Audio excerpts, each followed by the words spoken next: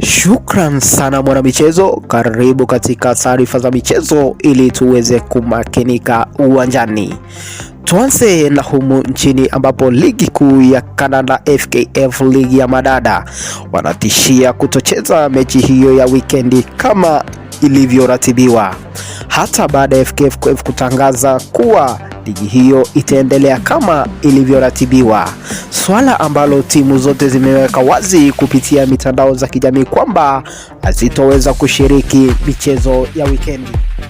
Kwenye ligi ya wanaume yani Kenya Premier League ni kwamba majira ya saa 7 Sofapaka inayoshikilia nambari ya mwisho kwenye ligi itaikaribisha Nairobi United, kisha saa 9 unusu Mathare iwe mwenyeji wa FC Leopards. Ugaibuni ni kwamba meneja wa Manchester United Michael Carrick amethibitisha kwamba Mason Mount amerejea mazoezini na wenzake. Michael Carrick ni meneja wa Manchester United. Mason's back with the group, which is fantastic. He's an important player for us, Mason, and to have him back and involved, I think is a good step for us, definitely. So he's not 100% in terms of back, because he's only trained a very small amount of time, but he's back, and that's good for us. So we'll see whether he's involved or not on Sunday, but it's a big step for him, so we're happy with that.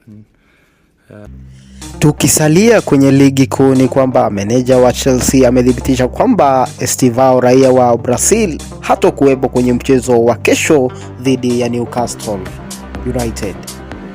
Kwenye ratiba za kesho za English Premier League ni kwamba baada ya kutoka sare na Bayer Leverkusen kwenye mchezo wa ligi ya Champions League, majira ya saa 2 unusu Arsenal itaweza kukaribisha Everton kwenye uwanja wa Emirates Stadium.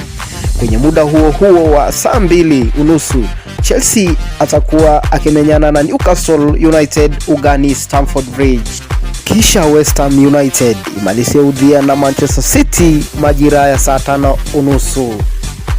Ni hayo tu kwa sasa mwanamichezo, imekuwa wako Makekeno au kipenda mhakiki wa soka.